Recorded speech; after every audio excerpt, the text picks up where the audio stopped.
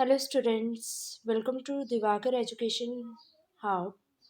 I, Neha Miglani, giving lecture on the characteristics of research and also the characteristics of researcher. In my today video, I'm just going to cover all the topics of characteristics of research and characteristics of researcher. In my previous videos, I have already discussed the whys of research and objectives of research, and I hope you will all understand what are the objectives and what are the whys of research and what is the meaning of research also. In my live session, I have also discussed the meaning of research. So, let's start our topic with the characteristics of research. This is the next topic of the research aptitude. Starting my videos, I just want to say that just get enrolled yourself in the Divakar Education Hub and you can get most reliable data for your net preparation on the topics or on the subjects on commerce, management, education, HRM, economics, English, home science, law, psychology, environmental science, computer application, library science, political science, sociology, philosophy, physical education. And you can also get the sample PDFs from Divakar Education Hub. And for any query, you can call on the number which are given on the screen. What are the characteristics of research? First characteristics है इसका empirical. Research का is based on direct experience or observation by the researcher. जो main feature research का यही है कि it is empirical in nature. Empirical का मतलब क्या होता है? आपकी जो भी रिसर्च होती है वो आपके डायरेक्ट ऑब्जर्वेशन, आपके डायरेक्ट एक्सपीरियंस के ऊपर बेस्ड होती है कि रिसर्चर किस थ्रू वर्क कर रहा है. रिसर्चर का जो एक्सपीरियंस होगा, रिसर्चर की जो ऑब्जर्वेशन होगी, वो जितना ऑब्जर्व करके डाटा को कलेक्ट करता है उसके थ्रू ही उसकी रिसर्च जो है वो कंटिन्यू होती है. So it is empirical in nature. The next characteristics of research is it is logical. ये logical होती है. logical मतलब ये it is based on the valid data. जो भी हम काम करेंगे वो एक valid data के accordingly काम करेंगे. हमारा जो भी procedure and principles है या फिर हम conclusion जो कुछ भी निकालेंगे इसमें वो हमारे valid होंगे. fake result इसमें हम represent नहीं करते हैं. all the results, all the logical observation, all the principles, all the procedure which we are going to follow is logical in nature, all are valid in nature. So this is the second characteristics of research. Then cyclical. Research start with a problem and end with a problem. It is a cyclical in nature. Research की जो शुरुआत होती है वो भी एक problem के साथ होती है, क्योंकि हमारा जो पहला स्टेप होता है वो होती है आइडेंटिफिकेशन ऑफ प्रॉब्लम. तो सबसे पहले हमें एक आइडेंटिफाई करना पड़ता है कि हम कौन सी प्रॉब्लम को आगे कंटिन्यू कर रहे हैं, कौन सा टॉपिक आगे लेके चल रहे हैं, और and with the problem also.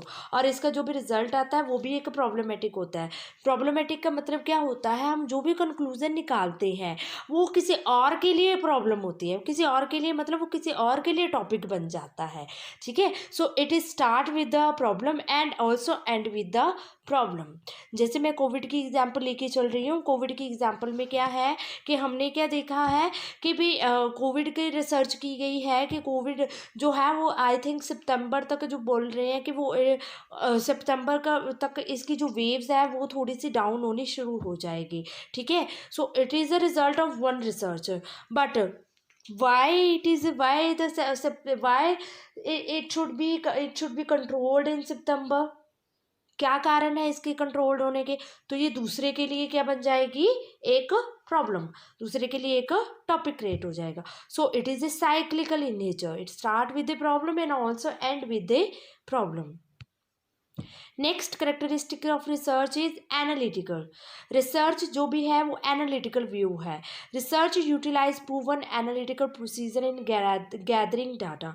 Analytical का मतलब क्या होता है, जितने भी हम रिसर्च कर रहे हैं वो हम जितने भी एनालिटिकल प्रोसीजर को जो फॉलो कर रहे हैं वो प्रूवन होते हैं, वो हर कोई फॉलो करके चलता है। जैसे एक पर्टिकुलर सेट ऑफ फॉर्मूला होता है ना, जैसे मीन निकालना है, मीडियन निकालना है, तो उसके लिए एक सेट फॉर्मूला होता है, वो प्रूव्ड फॉर्मूला होता है, वो किसी ने फॉलो किया होता है, तो उसी को ही हमने अपने रिसर्च के लिए फॉलो करना होता है। तो जो भी हम डाटा गैदर करेंगे और जो भी हम प्रोसीजर फॉलो करेंगे, that procedure is analytical in nature, whether historically, whether descriptive, whether experimental and whether it has a case study.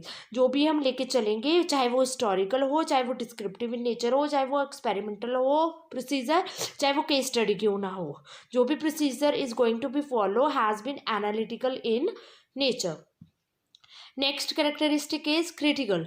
Research exhibits careful and precise judgement. एक क्रिटिकल ऑब्जर्वेशन होती है। Critical मतलब एक बिल्कुल डीप टू अर्थ ऑब्जर्वेशन होगी आपकी, ठीक है। आप जो भी काम कर रहे हो बिल्कुल क्लियरफुली आप कर रहे हो, और जो भी आप जजमेंट निकालोगे that should be very carefully suggested by researcher. So it is critical in nature. So next is the characteristics of research is methodological. Methodological का मेथड क्या होता है कि मेथड, कोई एक set rule, set procedure, systematic way से हमने काम करना होता है। मेथड एक प्रॉपर मेथड के अकॉर्डिंगली काम करना है। ऐसा नहीं है कि डाटा कलेक्ट बाद में करना है, सजेशन कंक्लूजन पहले निकाल देना है, अजम्पशंस हमने फॉर्म्ड करने नहीं, ऑब्जेक्टिव हमने सेट करने नहीं है और सीधा कंक्लूजन निकालने चले जाएंगे, नहीं। सो जो भी हम कार्य करेंगे that should be methodical. Methodical का मतलब क्या होता है, all the procedure should be followed systematically. First step should be followed, then come to the next step, then come to the next step which are prescribed by the researcher. So you have to follow all these steps in methodical manner, ठीक है, without any bias, ठीक है, कोई भी bias मतलब कोई भी cheating किए बिना, you have to follow all these steps and get the result at the end. Then next feature is the replicability. Replicability क्या मतलब क्या होता है, जो भी research design and procedure are repeated, जो भी प्रोसीजर हम फॉलो कर रहे हैं वो आगे रिपीटेड करेंगे, रिपीटेड डे बाय, जब तक हमें यहाँ पे एक कंक्लूसिव रिजल्ट नहीं मिल जाता है तब तक उस प्रोसीजर, उन स्टेप्स को हम फॉलो करते रहेंगे और उनको रिपीट करते रहेंगे जब तक एक रिसर्चर जो है एक वैलिड रिजल्ट या वैलिड कंक्लूसिव रिजल्ट के ऊपर नहीं पहुंच जाता है। So it is applicability in nature.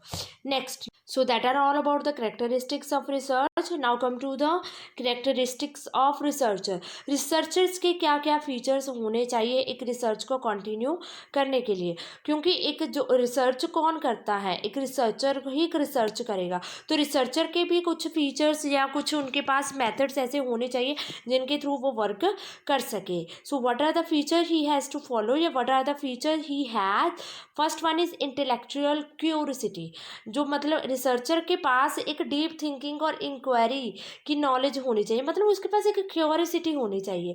अगर रिसर्च के पास कुछ भी नया जानने की क्यूरियोसिटी नहीं होती है तब वो एक रिसर्च को कंटिन्यू नहीं कर सकता है। सो आपके अंदर एक क्यूरियोसिटी होनी चाहिए कुछ नई चीज़ें, प्रॉब्लम फाइंड आउट करने की और कुछ सिचुएशंस को हैंडल करने की। So researcher undertake deep thinking and inquiry, जो रिसर्चर है वो कुछ एक डीप थिंकिंग और इंक्वायरी को लेके चले for things, problems and situations around him. Then come to the prudence. Prudence का मतलब क्या होता है कि वो एक राइट टाइम पे काम करे, एक राइट प्लेस पे, जो भी ये काम करना है एक राइट टाइम पे किया जाए और एक राइट प्लेस पे किया जाए।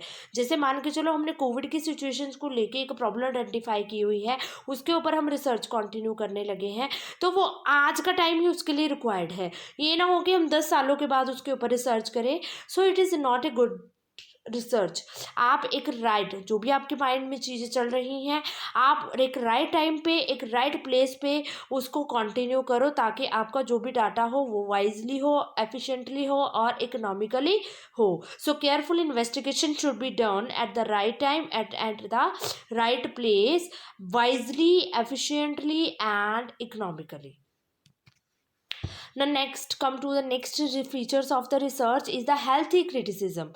रिसर्चर जो है वो हमेशा डाउटफुल रहना चाहिए कि ये सही है कि नहीं है. अगर आपके माइंड में ये चीज़ें ना हो ना कि ये सही है कि नहीं, अगर नहीं है कि नहीं है, तब आप वो आगे अच्छी रिसर्च को कंटिन्यू नहीं कर सकते हो.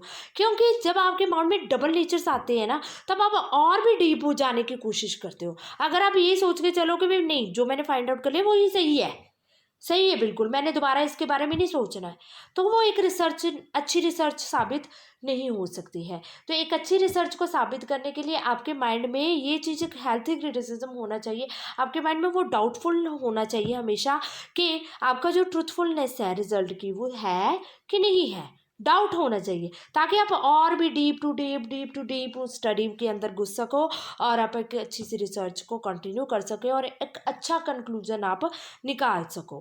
ठीक है. नेक्स्ट है इंटेलेक्चुअल ऑनेस्टी.